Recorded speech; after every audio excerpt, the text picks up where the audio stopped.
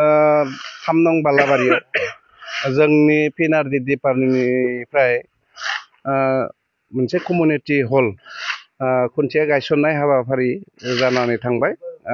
बेहाय आंखो गिबि खुन्थिया गायसननायनि जि माने हाबाफारि बे हाबाफारियाव आंखो मोनसे दायित्व होदोंमोन आरो बे दायित्वखौ आङो माने फालिनो मोननानै आंबो गोजोननाय मोनदों। आरो आङो जोंनि बिटिआर सरकारनि जानानै नैबे 3 नं बालाबारिनि रायजो राजानिसिमबो मोनसे साबायखर बावहरदों।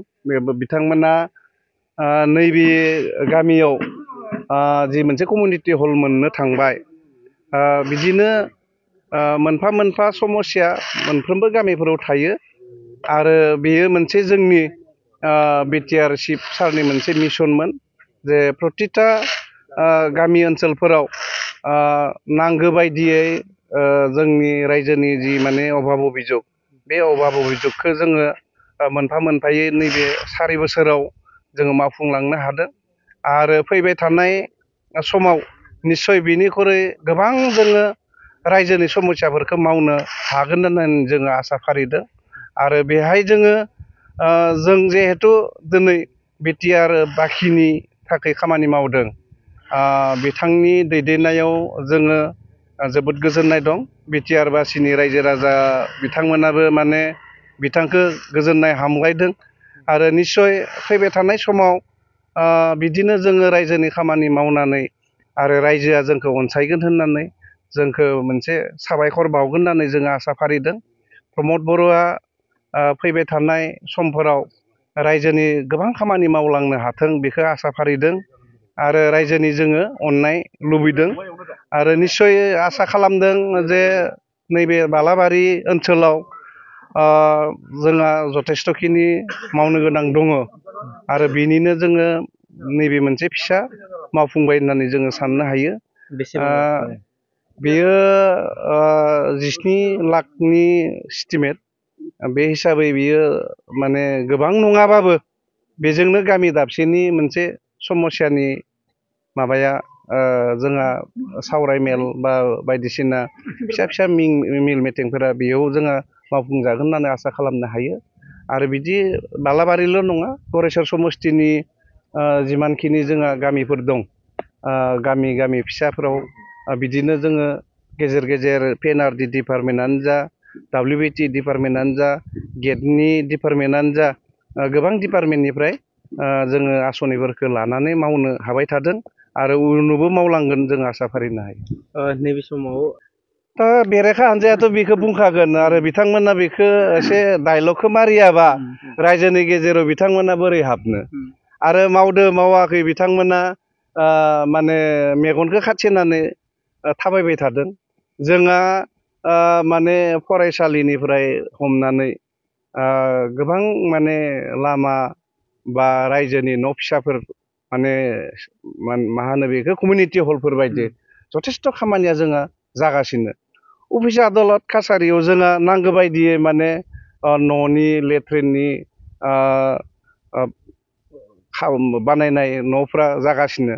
गोदोनि जि सरकार बे सरकारफोरावथ' जोङो बुंनो हायोमोन अफिस आदालतनि कासारिफ्राव जोङो माखासे माने जि लुफुंनाय बेफोर लुफुंनाय हाबाफारिया माने मुगैथावथावमोन आरो माने जोङो बुंनो हायो गरेस्वर डेभेलपमेन्टनि बाथ्राखौनो।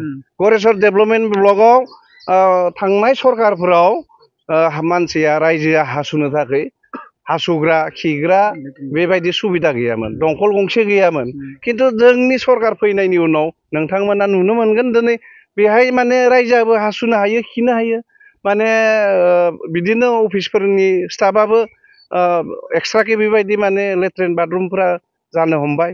दा आरो जोंनि लामानि खेथ्रआव लामाफोरा जोंहा दाबसे गामिनिफ्राय दाबसे गामियाव थांनो हायैनि अबस्थाया दिनैहालागै जायाखै। आरो जिमान हायो जोङो सेस्था खालामदों आरो बिथांमोना बुंनाय बायदियै मालाबाबो नङा नैबे सारि बोसोराव 1 बोसोरा कर'नानि थाखाय थांदों। जोङो 3.5 बोसोर मोजाङै दिनै बिटिआर सरकारा मावनो हादों। आरो बे 3.5 बोसोराव आरो 17 बोसोर बेखौ रिजायनाय नायोब्ला माने बिथांमोना रायजोनि सिगाङाव मोखां देखायनो हानाय नङा आरो रायजोनि खाथियाव बिथांमोना गोदान इस्यु लाना थांनो जेरावबो माने लामायानो गैया दा बुंखागोन ओंखायनो बेरेखा हान्जाया बेखिनि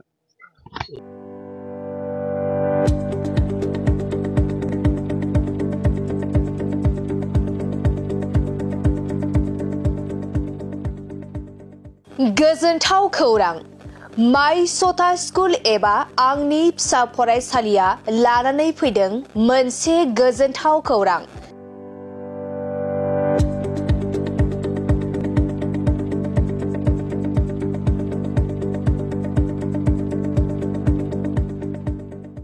क'क्राझार सहरनि जेडि र'डजों थांग्रा वार्ड नं 4 आव माइ सथा स्कुल एबा आंनि फिसा फरायसालियाव डे केयार नार्सारि एलकेजि इउकेजिनि थाखाय मुं थिसननाया सोलिगासिनो दं बे माइ सथा स्कुल एबा आंनि फिसा फरायसालियाव फरायसा फरायसुलिफोरनि थाखाय गोबां सुबिदाफोरबो दं